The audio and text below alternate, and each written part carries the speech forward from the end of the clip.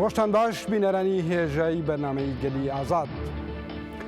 لە کاتێکدا ڕۆژ هەڵاتی ناوەڕاست لە نێو ئاگری شەڕێکی مەسحەبیدا دەسووتێت، لە ڕۆژاوای کوردستان پێکاتە مەسەبێت جیاوازیەکان لە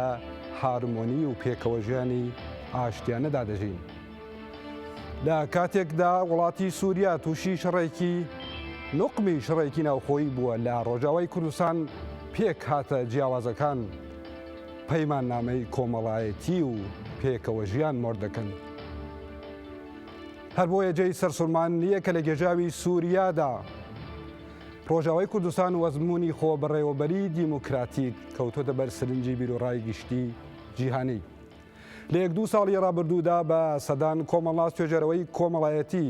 چالاکی چەپ و ئەنارکیست ڕوویان لە ڕۆژاوای کوردستان کردووە ویستویانە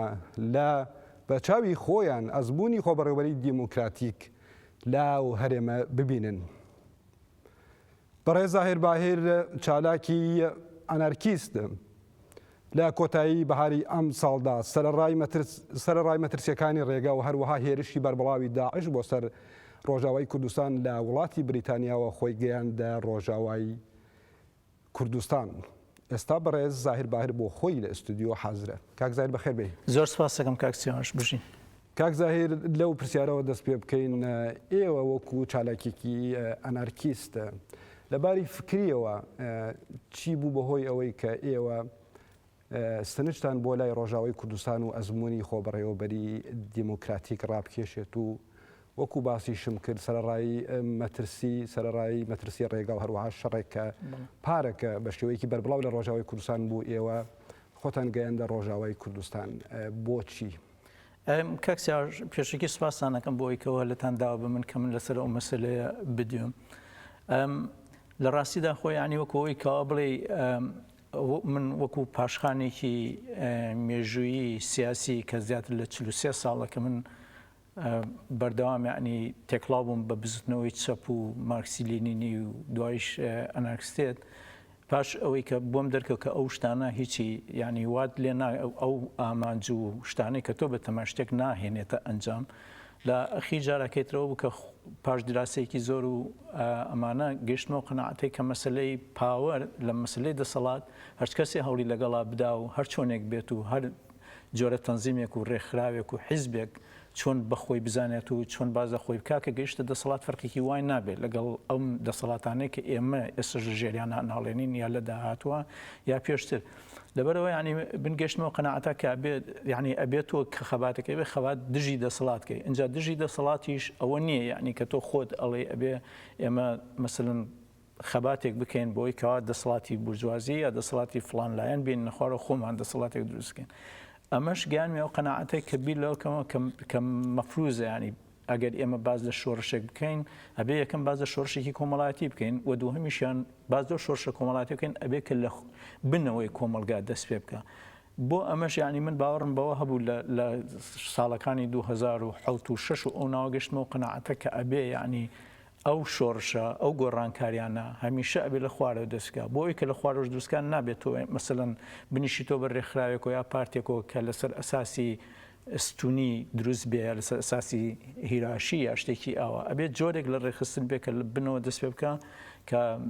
باوەڕی بەوە بە ئاسۆیی هەبێت لەسەر ئەساسی ئاسۆیی خۆی ڕێکخاتۆ ئەوانە. نەتیجەش کە تێکڵاو بووم بە هەنێک گروپی لۆکاڵی لە لەندەنە زیاتر ئەو بیر و هۆشم لەلا زیاتر چەسبی. دوایی کە تەماشاوانەکە کەمسا کە لێ دوان و شتیواتەکرد لەگەڵ برادر و شتیوا زۆر بەگرانە گەیشتنە و قەناعەتە کە شتێکی وا هەیە کە بتوانرێ ینی ئەمە لە ئەرزی واقعا ئەم مەسلەیە لابەلا بێت و ینی هەموو خەڵکچکە ئێمە بەتایبەتی بەنسبەت خۆمانە کە تەجروبەیەکی دوور و درێژمان هەیە لەگەڵ حیزبەکانە حیزبی کوردی بێ دینی بێ عێراقی بێ ئێرانی بێ ئاسان نەبوو ینی بۆ تاکی خەڵکی لای خۆمان کە و قەناعەتە پیاکە کە تۆ بتوانی گۆڕانکارەکان لە پشتی ئەو قائیدانەوە و لە دەرەوەی ئەو حیزبە سیاسیانەوە بتوانی گۆڕانکاری بکەین. لە کاتێکا کە زانیم ینی بۆم دەرکەوت کە شتێکی وا گۆڕانکارێکی وا هەبووە لە کوردستانی بڵێن ڕۆژ ئەوە وای لێکردم کە یعنی کە بچم بۆ ئەوێ وتم زانم ئەم فکرەی کەوا ئێمە لێرە بە نەزەری باسی ئەەکەین و کە خەڵکیش تا حدێک قەناعەتی پێی نییە لەوێ هەتا چەندێک پێشەوەشی کە بڕم بەڕاستی بە ئەوش بڵێم ینی ئێمە هەمومان مقەسرین ینی من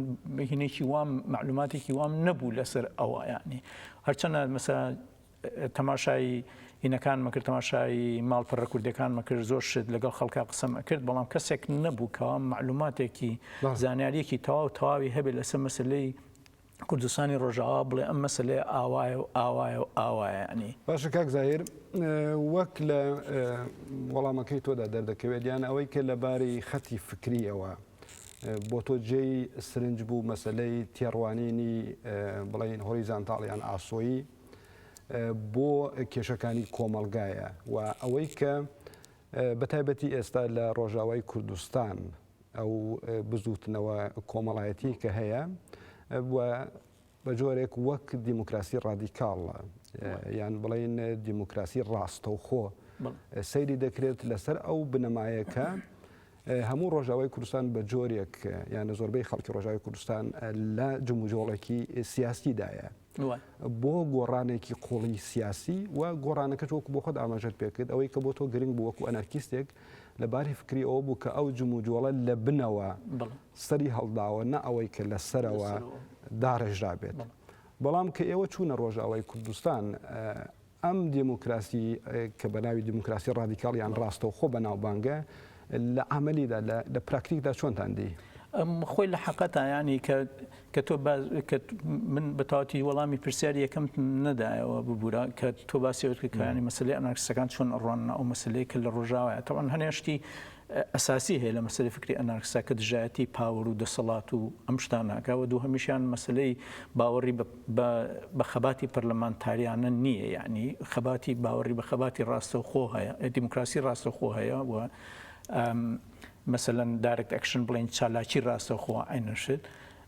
دوا بەدوای ئەوە مەسلەی ڕێخستن کە وەکو تۆش ئاماژت پێکرد کە لەسەر ئەساسی ستونی نییە لەسەر ئەساسی ئاسۆییە تاوان کە کاتێککە من چوومە ئەوێ ینی لە حەقەتا من ئەم پرنسپڵانەی کە من وەکو مەسلەیەکی توێری کە باوەڕم پێ هەبوو لەوێ بینیم ڕاستە ینی بەڕەغمی ئەوەی کەوا لە پشتی ئەو بزوتنەوەیە ینی بزوتنەوەیکی حیزبایەتی هەبووە مەساکو بزوتنەوەی پێدا بزوتنەوەی پەکەکە بەڵام لە سەرنجامە کە شتێکی وان دروستکە دوو جۆر دەستگە دروست بووە دوو جۆر ڕێخستن دروستەوە کە ڕێخستنێکیان کە پێ بڵێن ڕێخستنی تەفدەمە کە یعنی پێشەکی پێش ئەوەی کە ئیدارە خۆجێیەکان دروست بێ ئەم دروست بووە دوا بەدوای ئەوە ئیدارە خۆجێیەکان دروستبووە ئالێرا مەسلەی دیموکراسی ڕاستەوخۆ ئالێرا ئەبینی کە جیاوازێکی هەیە لەسەر لەگەڵ دیموکراتی پەرلەمانتاریە یعنی هەرچی لە دیموکراتی پەرلەمانتاریە بڵێن کە ئەمڕۆ لە وڵاتانە بە تاوەتی تەطبیقکرێ و پەلیشی کێشاو بوو لە وڵاتانی خۆمان و لاساییەکەن و یانە بیکەن یعنی ئەو بڕیارانتانەی کە ئەدرێ مەسەلەن لێرە لەلایەن کۆمپانیەکان و لەلایەن دەستگای سیخوڕەکان و دەستگای پۆلیس و لەلایەن خەڵکە دەوڵەمەنەکان و لەسەر ئەساسی بەرژەوەندی وڵاتەکەی خۆیان ئەوانە ئەکرێت و ئیدارەی پەرلەمانتەری هینی ئەکا ئەیبا بڕێەوە بەڵام کە تەماشای کوردستانی ڕۆژاواکەی ئەو ئیدارە خۆجێیەی کە هەیە کۆمپانیەک نییە کە هینی بکە کۆمپانیەک نییە کە نەسیحەتی بکە و ئامۆژگاری بکە و مەسای اقتراحێکی بۆ پێشنیارێکی بۆ بک بڵێت تۆ ئەمە دروستکە ئەو پێشنیارانەی کە ئەکرێت لە حقیقەتە بزوتنەوەی تەفدەم ئەیکرد یعنی مەسا بزوتنەوەی تەفدەم تەنها من کە قسەم لەگەڵاکردن وتیان ئێمە ئەمانەوێ ئەم ئیدارە خۆجیانە یعنی وەکو هایکەلێک یعنی وەکو بۆدیەکی بڕیار تەطبیقکردن بکەن یعنی ئەو بڕیارانەی کە ئێمە ئەیدەین بکەن یعنی کەواتە ئالێرا بڕیارەکان کە وەکو بزوتنەوەی تەفدەم حساب بکەی بزوتنەوەی تەفدەم کێ بوو بزوتنەوەی خەڵک بوو هەموو ئەو خەڵکە بوو کە لە بنەوە لە گروپی لۆکاڵی و لە لیژانی و لە کۆمیتە و لە مەسال لە کۆمیۆن و لە زۆر لیژانە چالاکەکانی ترا لە مەجای ئافرەتە لە مەجالەکانی ترا هەر هەموو یەکیان گرت بوو ئەوانە خۆیان کە ماڵی گەلیان دروست کرد بوو لە ماڵی گەلیشۆ بڕیارەکان ئەدرایەوە بە ئیدارە خۆجێیەکان و ئەویان تەطبیق کرد ئەنجا لە هەمان کاتیشە ینی مەسەل تەماشاکەی پرینسپڵێکی تری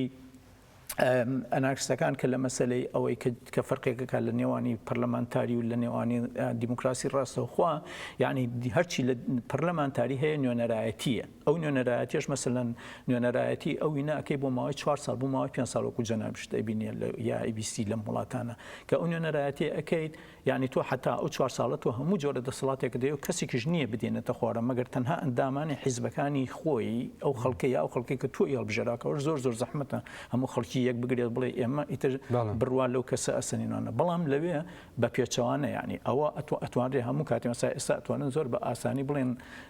بڵێن بۆ نمونە ئەکرەم حەسۆ کە بەرپرسیاری ئەو ئیدارە زاتیەیە خەڵکی ئەتوانێت زۆر لە ئاسانی لە جەزیرە بەڵێ ئەتوانێت خەڵکی بە ئاسانی دایگرێ مەسا بزوتنەوەی تەدەم بڕێتۆ بە کەڵکی ئەوە نای باشە کاک زای لێرەدا پرسیارێک دێتە گۆڕی ئەوەیە کە کە باسی دیموکراسی ڕادیکاڵمان کردیانە پێناسی ئەوەی کە لەوێ هەیە لەباری نەزەریەوە کە تۆ لەباری نەزەریەوە چۆن لێدەنواری هەمووکو خۆت وەکو بزوتنەوە ئەنەکیستیش دوای لەباری عملیەوە چۆن دیت بەڵام هەندێک تایبەتمەندی هەیە لەم ئەزمونەدا کە ئەمە بە ئەم ئەزمونە وەکو لەباری تیۆریکەوە وەکو دیموکراسیکی ڕادیکاڵ وەکو دیموکراسیکی ڕاستەوخۆ پێناسە ئەکرێت تایبەتمەندەکانیش بۆ نمونەیەک ئەوەیە کە چالاکی بەڵێن بەشداری بەرفراوانی خەڵک لە کاروباری سیاسی و کۆمەڵایەتیدا یانە هەر لە ئاستی هەر خوارەوە بگرە هەتاکو ئاستی کۆمەڵگا و بڵێن ئاستی سەرەوەی کۆمەڵگا و لێرەشدا هەموو پێکاتە مەسەبیە جیاوازەکان پێکاتە ئاینە جیاوازەکان ئەتنیکەکان بەگشتی دەگرێتەوە ئەمە یەک دوو ئەوەیە کە بەگشتی لێرەدا مەسلەیەکی دیکە کە بڵێن جێگەی سنجە بێجگە لە بەشداری چالاکانی خەڵکی مەسلەی ژینگەیەکە کە لەم ئەزمونە نوێدا لە ڕۆژهەڵاتی ناوەڕاستە سرنجێکی یەکجار یان بەتایبەت ئەمە لە بڵێن هاوپەیمانی کۆمەڵایەتیشدا کە کاتی خۆی لە ڕۆژاوی کوردستان پەسەند کراوە لەلایەن مەجلیسی گەلەوە لێرەش داهاتووە پێم باش بوو کە لێرەدا و هاوکاتیش مەسلەی ژن کە تێڕوانینێکی یەکجار ڕادیکاڵ لە مەسلەی ژندا هەیە لەم سێ بەشەدا ئەگەر پێم باش لەم سێ تایبەتمەندێدا ئەگەر سنجی خۆت بدەی دواتر خۆی دوو کێشە هەیە ینی دوو مەسلەی مهمە یەکەمیان تایبەتمەندەکانی ئەوێ ینی ئەو تایبەتمەندیانە چێ کە ئێمە خەڵکی وەکو ئێمەمانان جەنابدیا خەڵکێکی زۆر کرد لە وڵاتانەوە ئەچێ ئەو تایبەتمەندیانە چییە دوای هۆکارەکانی ڕوودانی ئەو تایبەتمەندیانە چێ مثلا بۆ نمونە ئەگەر تۆ لە هۆکارەکانی ئەو ڕوودانی ئەوینەوە دەست پێ بکەی ئەوەیە کە ینی خەڵکێک هەیە کە لەوێ خۆی ڕێخستووە ینی چاوەڕانی ئەوە نییە کەەوە حیزبێک ڕێکی بخە خەڵکی خۆی ڕێخستووە لە مەجای ژیانە لەو شوێنانەی کە ژیانی پێویستی پێێتی مەسا لە گەڕەکە خۆی ڕێخستووە لە شوێنی سەرکارە خۆی ڕێخستووە مەسا لە ناو کۆمینێتەکە خۆی ڕێخستووە ئەمە یەکێ دووەمیشیان خۆ ڕێخستنەکانیان بە شێوەیەکە کە خەڵکی ینی ئەوەی تایە کە بە شێوەیەکی تەواعی ینی بە شێوەیەکی اختیاری خۆی بکات چاوەڕانی ئەوە ناکەکەەوە پاداشتێک وەرگێ لەو مەسەلە وەسێ هەمیشیان مەسەلا ئەوەیە کە خەڵکێکی زۆری کۆ کردوتەوە لە هەموو بوارەکانە وەکو تۆش فەرموود مەسەلا لە بواری جەندا لە بواری جیاوازی دینە لە بواری جیاوازی نەتەوایەتیە ئەمانەی چیا کردو ئەمە وای لەوە کردو کە کۆمەلگایە کۆمەڵێ دروستکە ئەم کۆمەڵە تایبەتمەندێکی تایبەتی هەبێ ئەو تایبەتمەندیانەی کە ئەو هەیە مەسەلەن توانراوە کە مەسەلەن یەک جۆرێک لە یەکسانی لە نێوانی خەڵکیە دروست بێ ینی کاڵێم یەکسانیەک لە بەردەم ئەو جۆرە یاسایی کە لەوێ هەیە لە بەردەم ئەو جۆرە ژیانی کە لەوێ هەیە کە کەسێک نەبێ ینی کە بە پێی توانە هەوڵ بدرێت کە غەدری لێ نەکرێ مەسەن ئەوەیەکەوە خەڵکێک هاتوون بەڕەغمی جیاوازی دینیان و قەومیان و جێندایان هاتوون یەکیان گرتووە مەسەلەی ئافرەت زۆر چۆتە پێشوە لەوێ ینی مەسا ئێستا تەماشاکە ئەگەر تۆ مقارنە بکەیت بە بەریتانیا ینی لەوێ ئافرەت لەو ڕۆ زۆر پێشکەوتوترە وەک لەوەی کە لە مەجای کە لە بەریتانیا ئەیبینی ینی مەجای بەشداری ئافرەت لە مەجای نەکرد بەشداری ئافرەتە خۆ لێرش ئافرەت بەشداریەکە لە مەجای بڕیاردانەکانیشە يعني ئەوان بەشێکن لە بڕاردەران یعنی ئەو نیەکەوە هەر بڕارەکان بەدەست خەڵکی خاوەن بەرپرس بێت و بەدەست پیاوە بێ یعنی ئەوانیش بەشێکن لە بڕاردەرەکان مەسا تۆ تەماشاکە لە ئیدارە خۆجێیەکانە لە مەسلەی تەفدەمە یعنی ئەمە تایبەتمەندیەکی ترە یعنی لەمە تایبەتمەندیەکی مهمتر کە لە هەر هەمووی هەیە طبعا بێگومان یعنی ئەو بزوتنەوەی کە لە کوردستانی ڕۆژاوا ڕوویدا یعنی بەشێک بوو لەو لە شەپۆلی بەهاری عەربی کە ئیتر سووریاشی گرتەوە ئەوە بکە لەوێ یعنی ڕوتێکی تایبەتی خۆی کرد بزوتنەوەی کوردی لەوێ ینی بزوتنەوە یعنی ئەوە نەبوو دوای بزوتنەوەی سووریا بکەوێ یا دوای بزوتنەوەی مەسە بڵین لیبیا بکەوێ یا شوێنێکی تر هەمان چاوکە بەعکسەوە بە پێچەوانەوە ینی من ئەتوانم جەخت لەسەر ئەوە بکەمەوە ینی بالضبط يعني دقة ودق يعني شتێکی زۆر جیاوازی لە شوێنەکانی تر دروست کرد مثلا تەماشاکەی بۆ نمونە لە لیبیا هەمومان نزانین کەچی دروست کردو بەرەو ئەوە ئەڕاتۆ کە جارێکی تر مثل لە ئیسلامیت بە تەواوەتی لە شێوەکانیان لەوێ سەر هەڵدا لە هین لە میسرا ئیسلامیەتی دروست کردو لە دوایشە ئینتیهاکەی بچی هات بە مەسلەی حکمێکی دیکتاتۆری جەنراڵی هاتوو کە ئێستا وەسعی ئەوێ وەکو بەپێی ئەوەی کە ئەیبینین لە میدیا یعنی وەسعی خەڵکی لەوێ ئێستا خراپتر لە سەردەمی هین باشە کاک زایر ئاناکیستەکان یانە لەباری خەتی فکریەوە چۆن لەو تایبەتمەندیانە دەڕوان ئەوەی کە باسمان کرد لە وەکو و دیموکراسی ڕاستەوخۆ بەشداری چالاکانەی هەمووی خەڵک یەک دوو مەسلەی ژینگە سێ مەسلەی ژەندەر مەسلەی ژن لەم سێ بوارەدا کە بڵێن ئێستا وەکو پێناسەیەکە بۆ ئەزمونە ئەنارکیستەکان تایبەت لەم سێشتە چۆن ئەڕوانن کاکە نەوشیرانانی من ناتوانم بە ناوی ئەنارکیستەکانەوە قسە بکەم یعنی وەناچکە خۆت تێزانانی ئەنارکیستەکان مەجموعە خەڵکی زۆرن و لە هەنێ مەجالیشە لە هەمان کاتشا جۆرێک لە پرژوبڵاویان هەیە بەڵام هەر هەمویان لەسەر هەنێ مەسائیل یەک ئەگرنەوە لە مەسلەی دژە دەوڵەتی لە مەسلەی دژە تەنزیمی ئستونی لە مەسلەی دژە پەرلەمانتارێتی لە مەسلەی دژە هەموو ئەکشنێک یا چالاکیە کە ئەبێتە هۆی ئەوەی کەوا جۆرێک لە سوڵتە دروستکە یا جۆرێک لە دەسەڵات دروستکە بەڵام لەلایەکی تریشەوە ئەتوانین بڵێن یعنی بە حقیقت ئەنارکستان لە ئەوروپا و لە وڵاتانەی ترۆ یعنی ئەوەنە بە ئاگان نەبوون کە مەسا کەسێکی وەکو من یا کەسێکی وەکو تۆ یا کەسێکی تر کە بڵێن لە وڵاتە دەرودراوسەکان بە ئاگان لە وەزی ئەوێ ینی ئەم مەسلەیە بەنسبەت ئەوانەوە نەکەوتووەتە مەجاالێکی ئاوا کە بەتاواتی ڕێیشی کامیلی لەسەر ئەو بدەنزانێت ماعدا ئێستا نەبێ ئێستا جگەل لە ئێستا مەسا ئێستا وردە ئەو مەسلەیە ئەناسریە ینی ئەو مەسلەیە ئێستا وردە لە ناوەندی خەڵکە سۆشیالیستەکە لە ناوەندی خەڵکە ئەنارکیستەکە باشتر ناسراوە بەڵام کە تەماشایەکەن ینی بە هەر هەموو لایەک بەڕەغمی ئەگەر کەم و کوڕیەکیشە بێ لەوێ هەر هەمووی یعنی پشتگیری ئەو بزار من بەبستم باری تیۆریکە یعنی ناوەی کە بۆ خۆیان کە لاری فکریە لەباری فکریەوە مەسەلەن چۆن ئەو شتە دەبیندرێنە ڕوانگەیان بۆ ژینگە کە بڵێن لە هەرێمێکدا لە ڕۆژهەڵاتی نێوەڕاست گرنگی دەدرێتێ دوو مەسلەی ژێندەر کە لە کۆمەلگایەکی پیاوسالاریدا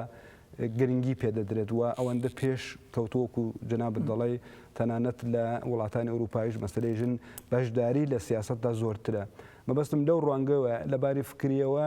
ئەنارکیستەکان چۆن لەم دووشتە ئەڕوانن خۆی لە حقیقەتە یعنی فکری ئەنارکیستەکان بەڕەغمی وەکوتم ئەو پژوو بڵاوێشکە هەیە و جیاوازی لە مەسلەی چالاکی مالاکی هەیە هەر هەمویان لەسەر هەنێ شت هەیە متفقن لەسەر مەسلەی ئافرەت لەسەر مەسلەی ئەوەی کەوا بەشداریکردن لەسەر مەسلەی پاراستنی ژینگە لەو مەسەلانە هەر هەموو متفقن لەوە پشگیری ئەکریانی ئەو بزوتنەوەی ڕۆژ ئاوا لە هەموو ڕوویەکەوە بە تایبەتی دوای ئەوەشکە ئێستا کۆبانی بۆتە چەقی خەباتێکی ئازادی خوازانەی نەک هەر خەڵکی کۆبانی و ڕۆژئاوا بەڵکو بۆتە چەقی خەباتی ئازادی خوازانەی هەموو دنیا بەرامبەر بە هێزێکی تاریک کە هەیە لەبەر ئەوە ینی ئێستا بە گشتی ینی وای لەوە کردووە کە ڕای خەڵکی سۆشیالیست و خەڵکی ئەنارکیست و ئازادی خوازی بە شێوەیەکی تر ڕاکێشاوە بۆ ئەو مەجالە طبعاً ینی لە مەجای تیوریە ئەوە ئەبینرێتەوە کە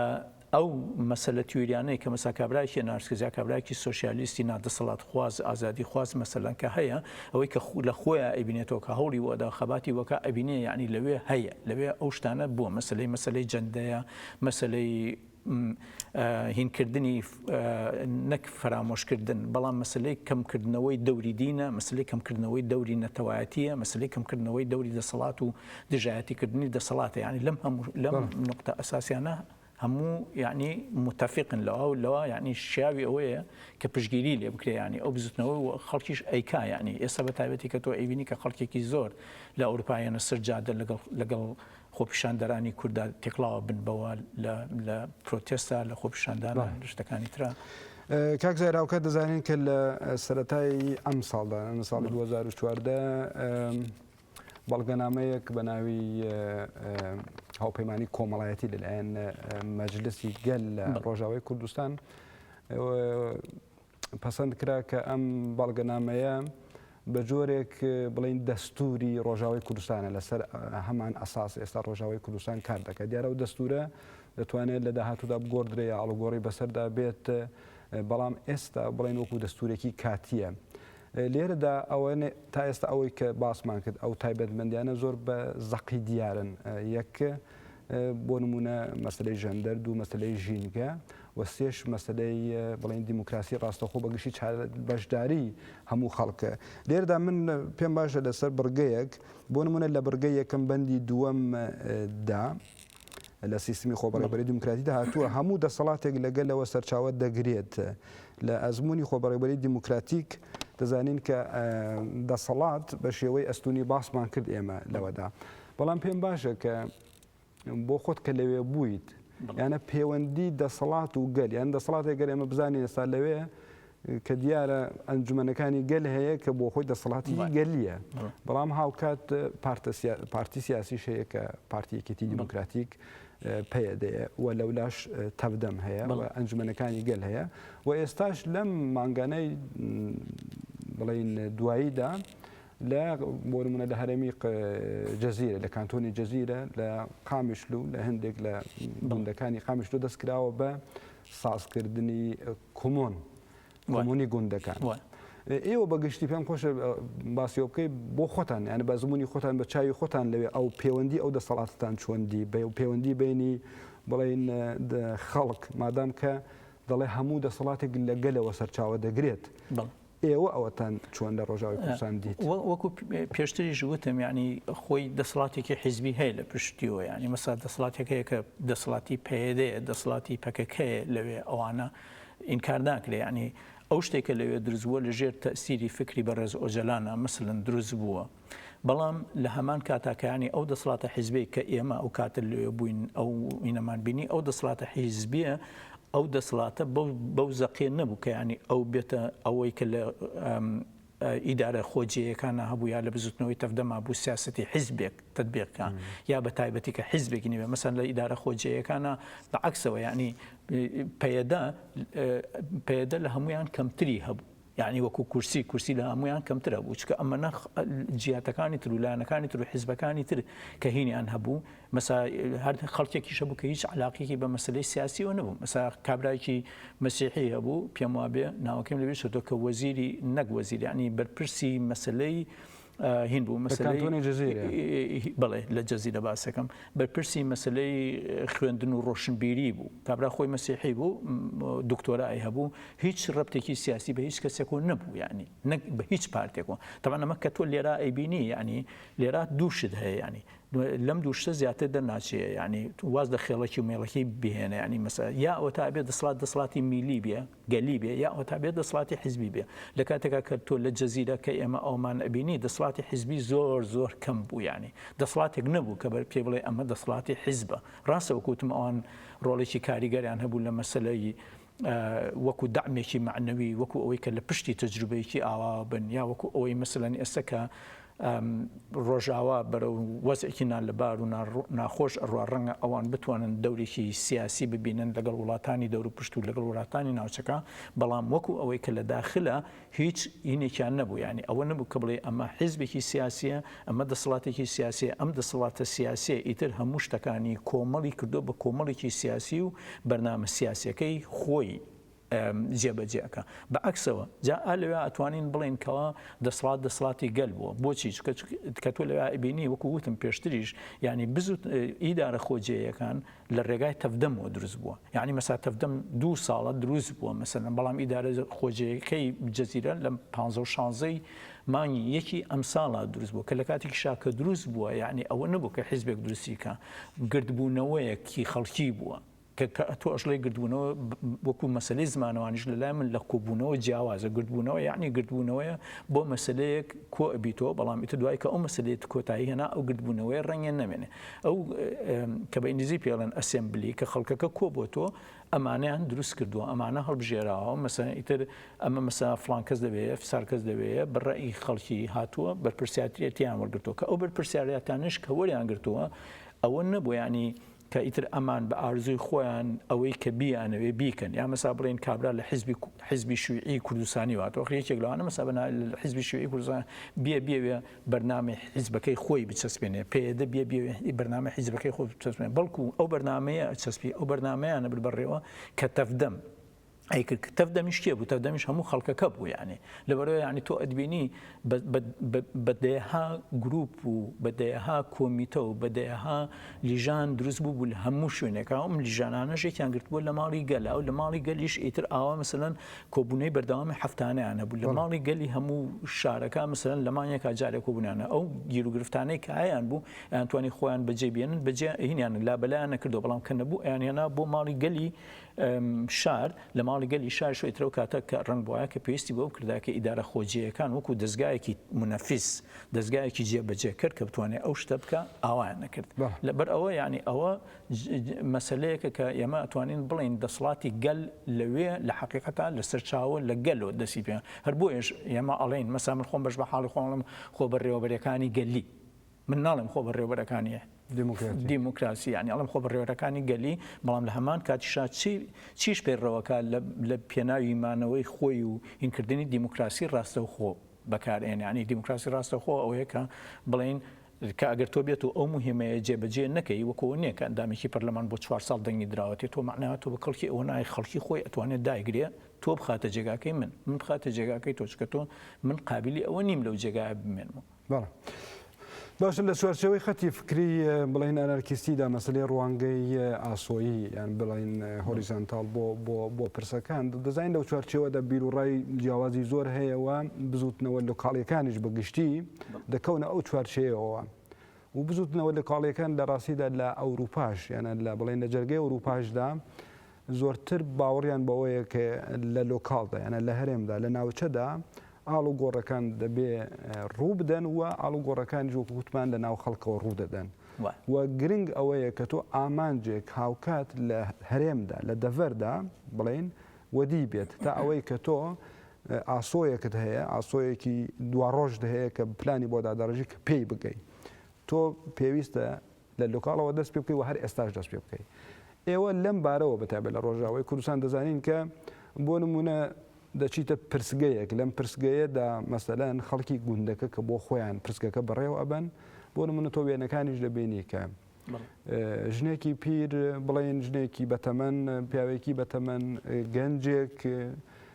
لە پرسگەیەکدان کە خەڵکی گوندەکەن ئەنە حتا بڵێن شێوازی جلوبەرگیشیان لە خەڵکی گوندەکە دەکرێت ئێوە بەتایبەتی کە ئەم بڵێن ئەم تێڕوانینە فکریە لە ئەوروپاش لە ئەنگلێکی زۆری هەیە لە ناو بەگشتی بێچگە نەتەلێ لە ناو ئەنەرکیستەکان بەڵکو لە ناو چەپ و ڕێکخراوە مەدەنیەکاندا بەگشتی ئەوە بەتایبەت تریش لە نێو بزوتنەوەی بڵێن ناتوندوتیژیدا کە ئەو ڕوانگەیە زۆرە وەدی هاتنی لۆکاڵ ئێوە لەو بارەوە کە بزوتنەوەی لۆکاڵ و تان لەوێ چۆندی مەسەن بۆ نمونە ڕەنگە کێشەیەک لە گوندێکی جەزیرەدا هەبێت پرسێکی گرنگە بێت کە ئەو پرسی گوندە لە دەڤەرێکی ترا نەبێت بەتاکێ دوایە ئێوە لەو ڕوانگەوە لە ئەو بزوتنەوە لۆکاڵی هەرێمیانەتان چۆن لە ڕۆژاوی کوردستاندی لە کاتێکیشدا کە سێ کانتۆنی جیاوازە یانە بڵێن کۆبانی ئەفرین جەزیرە کاکسیاش خۆی لە حقەتا ئەوەی کە ئەو ئەزمونەی ئەوێ نزیک کات و لە فکری ئەنارکسەکان باوەڕان بە ئۆتۆنۆمی هەیە ینی باوەڕان بە ناوەندگەرایی نییە ینی یەکێک لەو شتانی کە دژایەتیەکەن دژایەتی ناوەندگەراییە ئەمەش ئەمڕۆ لە جەزیرە با قسە لەسەر جەزیرە بکەن بە حکومەیە کە جەزیرە لە هەمویان گەورەترە و داودار وەکو پێکهاتێکی تۆزێ هێنە تۆزێ ئاڵۆسترە بە حکمی دینێکی زۆر و قومێتێکی زۆری تێئایەوانە ئەمە ئەو ئۆتۆنۆمی کە لەوێ هەیە یعنی هەر بۆ یەشەکەوا وای لەوە کردووە کەوا ناوەندگیریەک نەبێت لەسەر مستەوای ئەفرین و لەسەر مستەوای ئەوێ و لەسەر مستەوای کۆبانی چکە وەکو خۆشی ئاماژت پێکرد یعنی هەر یەکێک لەو شوێنانە تایبەتمەندێکی تایبەتی خۆیان هەیە هەر یەکێک لەو شوێنانە کۆمەڵی گیرروگرفتی خۆیان هەیە کۆمەڵی پێکهاتی تایبەتی خۆی لێ ئەژیوانە لەوێ طبعا ئەوە هەیە يعني جروبا لۆکاڵەکان يعني ئەوەی کردووە يعني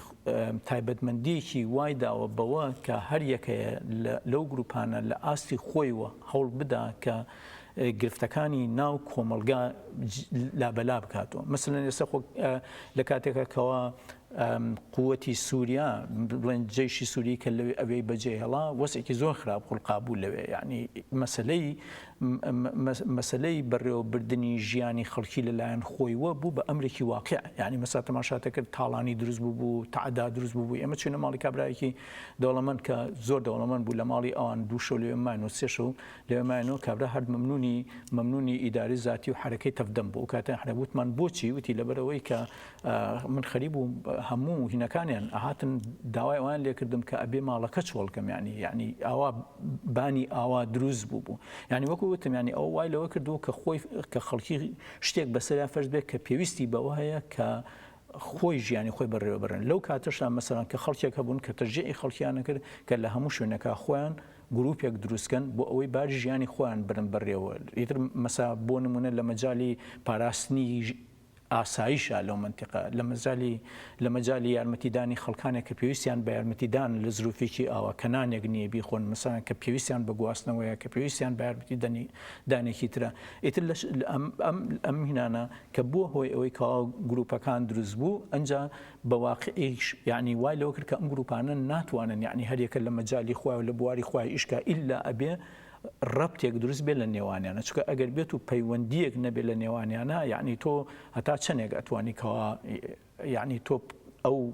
ئەو مهمەیە کە بۆی دروست بووی بەجێی بگەێنی ئەمە وای لێ کرد کەوا مەسەڵەن پەیوەندی دروست بێت لە ناو دوای کە پەیوەندی دروست بوو لە ناویانە ئەنجا وای لەوە کرد کەوا گروپێک لە خلالی ئەو پەیوەندیەوە گروپێکی تر دروست بێ کە نوێنەری ئەم گروپانەی تری تیادا بێ کە ئەمانە هەموو گیرروگرفتەکانی خۆیان گەڕک سەرجادا شوێن منتیقا مەسەڵەن سەری ئیش سەر خوێندن خەستەخانە ئەمە ئەوە بگەێنەوە ئەو شوێنەی تر و باز گیرروگرفتەکانیان کەن بۆی کابزان چوونێتی گیرروگرفتەکان باشە لێرەدا مەسلەیەکی دیکە کە گرنگە بتایبەتی لە ترادیسیۆنیانە بڵێن لە نەریتی بزوتنەوەژین کە پارێزەکانەوە هاتووە کە دەڵێ جیهانی بیر بکەوە ئینسانی بیر بکەوە بەڵام لە لۆکاڵدا خەبات بکە کار بکە کردەوەکان لۆکاڵە بیانە کردەوەی لۆکاڵی بەڵام بیرکردنەوەی جیهانی ئێوە ئەم دروشمە بەتایبەتیان ئەمە تۆ ئەبینیش لە ڕۆژاوی کوردستانە بۆ نمونە ئەگەر چاو لە پەیماننامەی کۆمەڵایەتی بکەی هەموو بەندەکانی بەندیانە لەباری تێگەیشتنەوە زۆر بڵێن پێشکەوتوو جیهانیە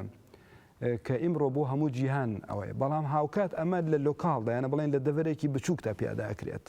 یانە فکرێکی جیهانی فکرێکی ئینسانی بربڵاو بەڵام لە لۆکاڵدا لە هەرێمێکی بچووکدا ئێوە لەم بارەوە چۆن ئەڕوان لە مەسلەی یان بڵێن لەباری تیۆریکەوە زیاترە مەسلەی جیهانی بیرکردنەوە و لۆکاڵی بڵێن هەڵسوکۆتکردن بەڵێ ئەمەی کە هەیە لەوێ لە کوردستانی ڕۆژئاوا ڕەنگە ینی ئەو دروشمە بەو زەقێ نەبێ بەڵام خۆی بە عەمەلی بەکردە ینی ئەوە تەطبیقکرێ لە حەقیقەتە ینی ئەمە تەجروبەی ئەم ماوەی دوور و درێژەی کە بڵێن قەرنی پێشوو سەدەی پێشوو ئێستا ئەوە نەما یعنی تۆ هاوارکەی بتەوێ ئەگەر کرێکاران دروستکەن سایان و ئەی کرێکارانی جیهان یەک بگرە مەسەلەن ئەهات بڵێن لیژنەی نیونەتەوەیی جیهان دروست ئەبوو بۆەوە یعنی وان تەسەورەکرا کە ئەگەر بێت و لیژنەیەکی نیونەتەوەیی دروست بێ ئەمڕۆ لە شوێنێکەوە مزاهرەیە ئەمڕۆ لە شوێنێکەوە شۆڕش هەیە لە هەموو شوێنەکانی ترا پشگیری بکرێ بەڵام پشگیرەکانیشی چی ناگەێنێتە جێگای لە حەقیقەتیشا کە بیشی گەێنێتە جێگایە تۆش بگەیتە جێگای یعنی ئەو گۆڕانکاریانە گۆڕانکاریەکە کە لەسەرەوەی کۆمەلگە ئەکرێ ینی گۆڕانکاریکی سیاسیانەیە نە گۆڕانکاریکی کۆمەڵایەتی کە بکرێ و لە ڕیشەی ناو کۆمەڵ خۆی وە دروست بێت و بەرەو سەرەوە بڕوە لە بنەوە دروست بێت و بەرەو سەرەوە لەبەر ئەوە یعنی مەسلەی لۆکەڵیانە ئیش بکە و جیهانیانە بیرکەرەوە ئەمە باشترین دروشمێکە بۆ خەڵکی کە ئیشکە چکە تۆ ئەگەر بتەوێت گۆڕانکارەکان بکەیت ئەبێ لەو هینانە لەو مەجالانە ئیشکەی ئەمڕۆ بە عەمەلی ئێمە ئەوە لە کوردستانی ڕۆژئاوا ئەبینین یعنی گروپە لۆکەڵەکان لەوێ دروست بوون کە دروست بوون ینی ڕاستە ینی ئەوە دروشمێکی ئەوەنە زەق نییە کە نانوێ وەکوی ئێمە کە چۆن ئێڵێن یا زۆر کەسێ هەر کردوێتی بە دروشمێکی تایبەتی لەلای خۆی بەڵام ڕەنگە خەڵکی هەر هیچ ینی هۆشمەندێکیشی بەوەش نەبێ بەڵام خۆی ئەزانێ کە ئەگەر بێت و گۆڕانکاری لە ماڵی خۆی وەنەکە گۆڕانکاری لە گەڕێکی خۆی وەنەکە گۆڕانکاری لە دیەکەی خۆیانەکە ناتوان گۆڕانکاریەکی تر لە شوێنێکی ترکە تۆ پێویستی بەوە هەیە کە دەستکەی بە گۆڕانکاری لە هەموو شوێنەکانەوە مەسا ئەنجا ئەو گۆڕانکاریانە مەرجنی هەر گۆڕانکاری بێ لە ڕووی کولتوریەوە گۆڕانکاری بێ لە ڕۆشنبیریەوە گۆڕانکاری بێ لە ڕووی ئەدەبیەوە ئێمە یەک کێشەیەکی گەورە ئەبینین کە جیاوازیەک هەیە لە نێوانی شۆڕشی کۆمەڵایەتی و شۆڕشی سیاسیە هەرچی شۆڕشی سیاسیە تەنها سیاسیە یعنی بە حیزبایەتیکردنی دەوڵەتە دەسەڵاتە بە حیزبایەتیکردنی ڕۆشنبیریە بە حیزبایەتیکردنی ئەدەبە بە حیزبایەتیکردنی هەموو شتەکانی ترا بەڵام لە شۆڕشی کۆمەڵایەتیە ئێمە قسە لەسەر ئەوەکەن کە بە کۆمەڵایەتیکردنە بە کۆمەڵایەتیکردنی ئابووریە یعنی بکردنی بە هەرەوەزی مەسا بە کۆمەڵایەتیکردنی ڕۆشنبیریە یعنی کە ڕۆشنبیریەت لە خزمەتی هەموو کۆمەلگا بێ بە کۆمەلگایکردنی مەسەلەن کۆمەڵ خودی کۆمەڵ خۆیەتی بە کۆمەلگایتریکردنی کولتورە یعنی ئەوە نەبێتەوە کولتور بێ بە بەشێک لە بازاڕی ئازاد ئەوە نییە ئەوە نەبێت کە کولتور بێ بە بەشێک لە سیاسەتی حیزبەکەی دەسەڵاتدار یعنی فەرقەکە ئەوەیە ئەمەش تەبعاً بۆ ئەوەی کە تۆ ئەم کارانە بکەی باشترین ڕێگایەک تا ئێستا بەڕای من ڕەنگیشە نازانێت تا چەنێ ئەمە بڕەکە مەسلەی دروستکردنی گروپی لۆکەڵیە چکە تۆ ئەگەر ئەو گروپانە ڕێگایەک بۆ ئەوەی کە تۆ بتوانی گۆڕانکاری لە بنەوە بکەی گروپە لۆکەڵەکانە کە هەر یەکەش لە مەجای خۆیان بە سربەخۆیانە ئیش بکە بەڵام لە هەمان کاتشاوەکو پێشتریش ئاماژەم پێکرد جۆرێک لە پەیوەندی و پەیوەستکردنەوەی گروپەکان هەبێ بۆ ئەوەی کەوا بتوانن چالاکەکانیان یەخن لەسەر مستەوای گەڕێکێک دواتر لەسەر مستەوای چەند گەڕێکێک شارێک باش کاک زایر ئێوە هەر لە چوارچێوەی ئەوەی کە گرنگی بە بزوتنەوە لۆکاڵیەکانە دەن بزوتنەوە کۆمەڵایەتەکانە دەن هەفتەی ڕابردوو سەردانێکی باکووری کوردستانتان کرد و دەزانین کە لەوێ جموجۆڵێکی زۆر گەورەی بڵین کۆمەڵایەتی هەیە لۆکاڵی هەیە لە ناو خەڵکدا لە باکووری کوردستاندا ئێوە بزوتنەوە لۆکاڵی کۆمەڵایەتەکانتان چۆن دیت تا ئەو لەو ماوە کورتەیداتە بە هەر حاڵکە لەوێ بوون لە حقەتە لەوێ ینی من ئەنجارە بووم دەرکەوت ینی ئەوەی کە ئەنجارە بووم دەرکەوت من خۆم بەش بە حاڵی خۆم ئەو معلوماتم نەبوو لەسەری نشم ئەزانی کە ینی ئەوەنە کاری مهم کراوە لەوێ مثلەن ئەو گروپە لۆکەڵیانە دروست بووە ئەو لیژانانە دروست بووە ینی یەکێک لە مشکلەکانی چەپ لەگەڵ ئەمەی ئێستا لەگەڵ ئەنارکسەکانە یا ئەم جۆری ئیشکردنی کە ئەمر لە کوردستانی ڕۆژئاواکرێ لە کوردستانی باکوور ئەکرێ ئەوەیە هەرچی چەپەکانن هەرچی مارکسیەکانن یعنی بیر لەوە ئەکەنەوە ئەڵێن ئێمە ئەم شتانی کە ئەکرێ مەسەڵەن بەلایەنە زۆر سێ یان تۆ گروپێک بۆ خەڵکی معوەق دروستکەی ئافرەتان گروپێکی بەڵێ خەڵکی کەمەندامان ئافرەتان بۆ گروپیان هەبێ مەسەڵەن ئەو خەڵکانەی مەسا ئێستا من کە باز لەو گروپانەکەم لێ گروپ هەبوو بۆ ئەوە گروپ هەبوو بۆ ئافرەتان گروپ هەبوو بۆ ئەو کەسانەی کەوا مناڵیان هەیە لە بەندە و سجنە و ئەوانە مەسا گروپ هەبوو بۆ مافی مرۆڤ گروپ هەبوو بۆ یارمەتیدانی خەڵکی تر گروپ هەبوو مەسەلا بۆ سەپۆرتکردنی ئەو ئافرەتانەی کە لەلایەن کەسوکاریانەوە لیان ئەدرێت و مەسەلا توتیژیان بەکارهێنرێ مێردووە کەسوکاری ترۆ ئەمانە بام تۆ ئەگەر ئەمانە لە قسە لەگەڵ خەڵکی ترا باس بکەی ئەو خەڵکە چەپەکە بیر و باوەڕیان وایە کە ئەڵێن ئێمە ئەم شتانە ئیفرازاتی ئەم موسەماعەیە ئیفرازاتی ئەم سیستەمەیە ئێمە پێویستمان بەوە هەیە کە دەسەڵاتی سیاسی بگرین دەست کە دەسەڵاتی سیاسیشمان گردە دەست ئەو کاتە ئێمە ئەتوانین ئەم گۆڕانکاریانە بگرین کە سیستەمەکەمان گۆڕی ئیتر خۆی ئەم شتانە نامێنێ بەڵام خۆی لە حەقیقەتە ژیان جۆرێکی ترت پێ ئەڵێ مەسەلەن بۆ نمونە ئێستا ئێمە ئەگەر بمانەوێت ئێستا بڵێن موسەماعێکی ناتەبەقی موسەماعێکی ناچینایەتی دروست ئەبێ ئەمڕۆ سیستەمی کاپیتالیزمی لا ئەبرێت و مەسا سیستەمێک دروست ئەبێ کە بەڵام ئەمە مانای ئەوە نییە کە لە ماوەیەکی کورت و مختصرە یعنی هیچ تونند و تیژیەک بەرامبەر بە ئافرەتە معنای ئەوە نییە کە جیاوازی نامێنێت لە نێوانی کرێکارێک و کرێکارێکی ترا معنای ئەوە نییە مەسەلەن کە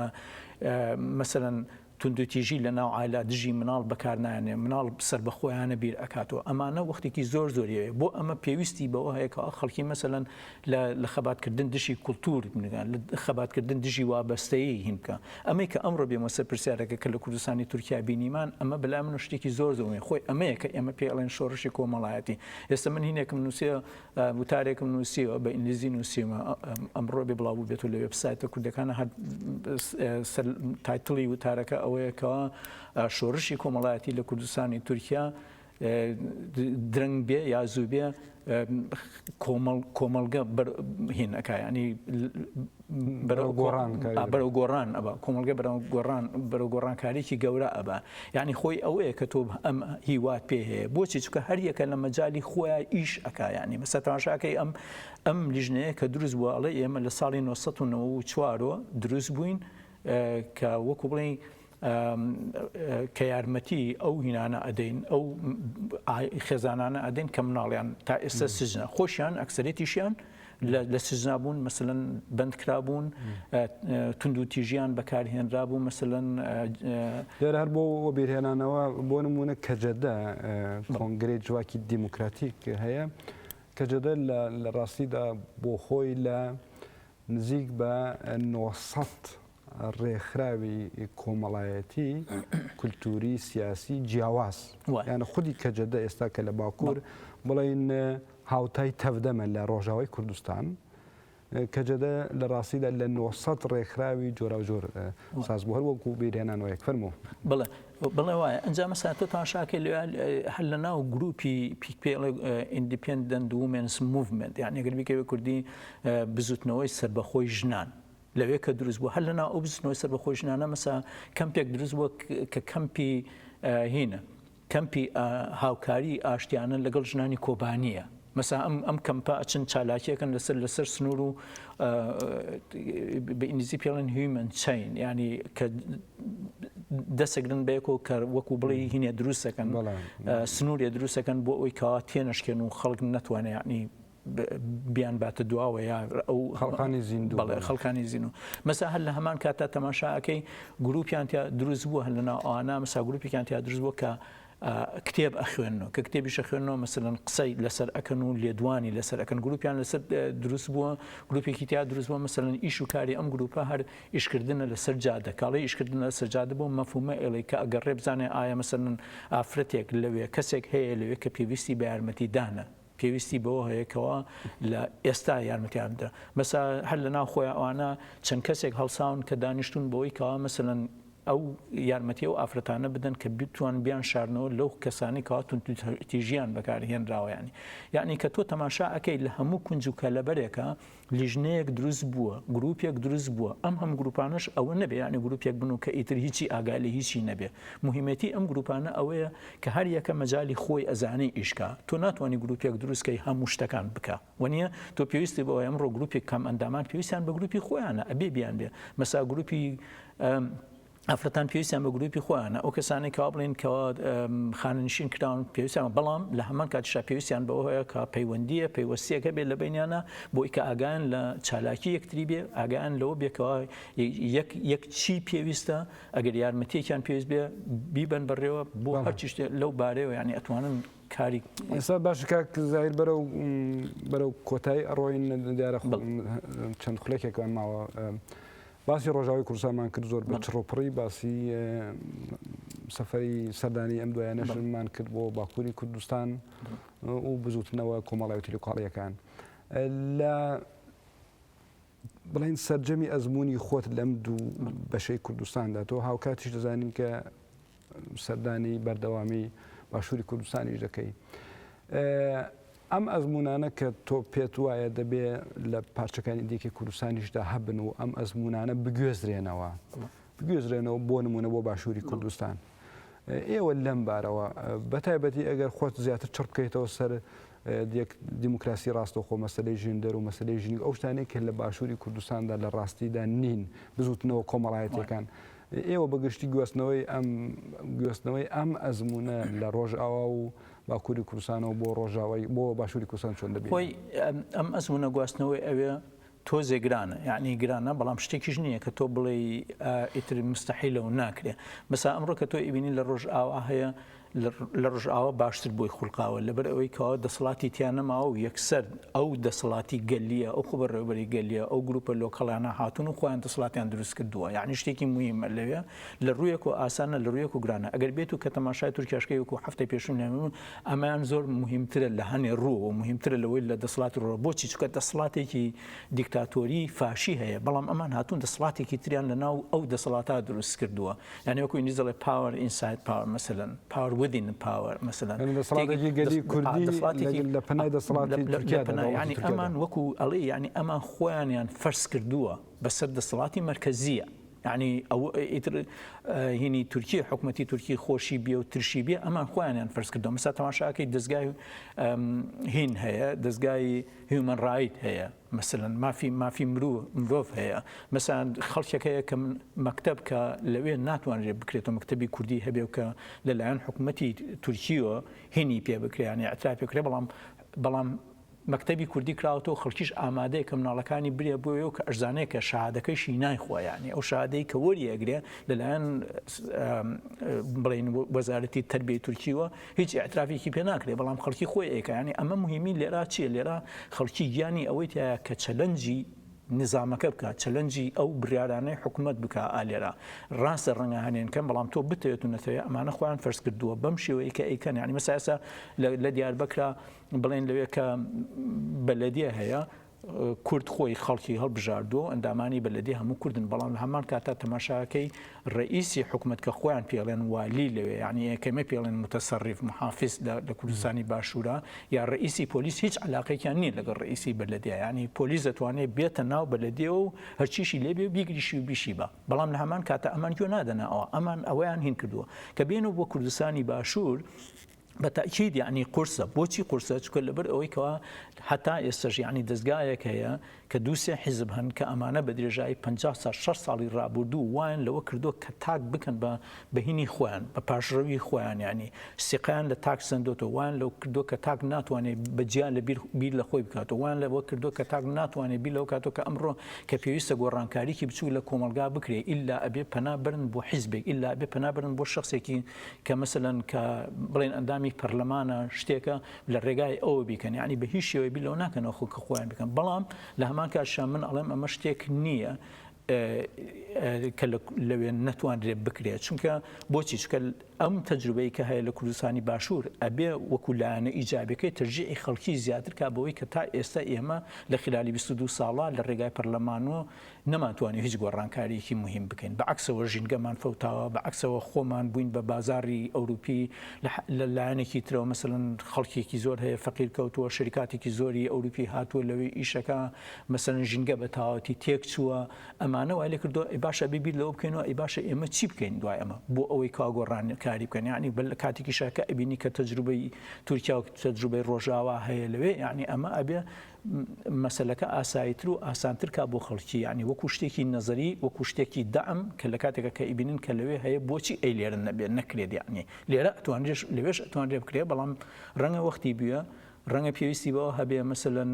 کە خەڵکێک هەبێ کە کار لەسەر ئەو مەسەلە بکە یا بەشداری بکە ناڵم کار لەسەر کا دروستیکە بەڵام مەڵێم مەسەلەن خەڵکێکە بێ وەکو من تۆ خەڵکی تر بەشداری بکە لە دروستکردنی گروپی لۆکاڵیە و لە خلالی گروپە لۆکاڵەکانەوە لە شوێنەکانەوە یعنی مەسەلەکان بکرێ بە مەسەلەی خەڵک شۆڕشەکە بزوتنەوەکە لە بزوتنەوەی پارتایەتی و لە بزوتنەوەی ڕێکخراوێکی سیاسی و بکرێتە بزوتنەوەی خەڵک ئیتر لە گوندێکا بێ لە گەڕێکێکا بێ لە ناحەیەکا بێ لە قەزایەکا بێ لە شارێکا بێ ئەکرێ بەڵام کاک زایرۆکو دوا پرسیار دیارە مەجالەیەکی زۆر کەم ماوە پێم باش بوو کە تۆ لەو سەردانت بۆ باکووری کوردستاندا چەند کەسێکی بڵێن ئەنارکیستی خەڵکی بریتانیاش لەگەڵ بوو بەڵام تۆ هاوکات ڕخنەت بەگشتی لە ئەنارکیستەکانی دنیا هەیە لە بەرامبەر تێڕوانین یان یا بڵێن نزیک بوونەوەیان لە ڕۆژاوا و باکوور و بەگشتی کوردستان ئەو هەلومەرجێکە کە لە ڕۆژهەڵاتی ناوەڕاستدا هەیە ڕخنەکانی تۆ چیە زۆر بە کورتی زۆر بە کورتی بەڕاستی ینی خۆی من ئەوەی کە بزانم ئەنارکیستانی ڕۆژهەڵات و ئەم ببوورە ڕۆژ ئاوا وڵاتانی تر ئەوەنە باخێکی وایان نەدابەوە بەڵام ڕەنگە ئەمە علاقی بەوە بێ کە ئێمە یەکەم علاقی بەوەی کە ئێمە خۆمان یعنی يعني من كاتبينم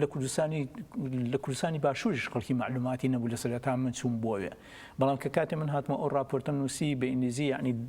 کە کرا بە ئەڵمانی و کرا بە یۆنانی و کرا بە فەڕەنسی و بە ئیتالی و بەمانە یعنی دەورێکی هەبوو خەڵکێکی زۆر مەسەلا پەیوەندی بە منەوە کرد بۆ مەسلەی مقابلەکردن لە رادیۆ و لە تەلەڤیزیۆن و لە جەریدە و لە گۆڤار و ئەمانە ئەمە بەشێکی ئەو مەسلەی کە ئێمە خۆمان کەم و کوڕیمانەوە کە نەمانتوانیەوە مەسلەکەی خۆمان بناسیین و دوو هەمیشیان مەسلەیەکەیە ئەکسەرێتی ئەو خەڵکانێکەوە بوونەتە ئەنارکس پاشخانێکی مارکسیانەیان هەیە ئەو پاشخانە مارکسیانە ژوای لەوە کردووە کە بگەنە ئەو قەناعەتە کە چۆن ئەبێ یعنی لە کۆمەڵێکی لە کوردستانی باشوور یا لە کوردستانی ڕۆژاوایە لە باکوورە لە وڵاتێکی ئاوا دواکەوتووە خەڵکێک هەبێ کە دژی دەسەڵاتێک هەبێ خەڵکێک هەبێ کە بەبێ دەسەڵات بژی خەڵکێک هەبێ کە دیموکراتی ڕاستەوخۆ بەکاربێنێ خەڵکێک هەبێ کە مەسەلەن چالاکی ڕاستەوخۆ بەکاربێنە بەڵام کە ئەمە ئەبینی بۆچی لەبەر ئەوەی کەوا هەمیشە ئێمە مارکسیەکان وایان بیرکردونەوە کە مجتەمع ئەبێ بڕوا بە مەرحەلەی بەندایەتی و عبودیەت و بە مەرحەلەی ئیقتاعیەت و مەرحەلەی بورژوازیەت و ئەنجا بگات بە مەرحەلەی سۆشیالیستی ئەوێ نەڕۆیشتۆ چۆن ئەبێت یعنی زۆر سپاس بۆ تۆ بەڕێز کاک زاهیر باهیر چالاکی ئەنارکیست سپاس دەکەین زۆر سپاس بۆ ئێوە زۆر سپاسان دەکەم بۆ هەڵێک لێرەدا گەیشتینە کۆتایی بەنامەی گەلی ئازاد وەک هەمیشە لە ئازادی و بۆ ئازادیدا بژین ماڵتانەوە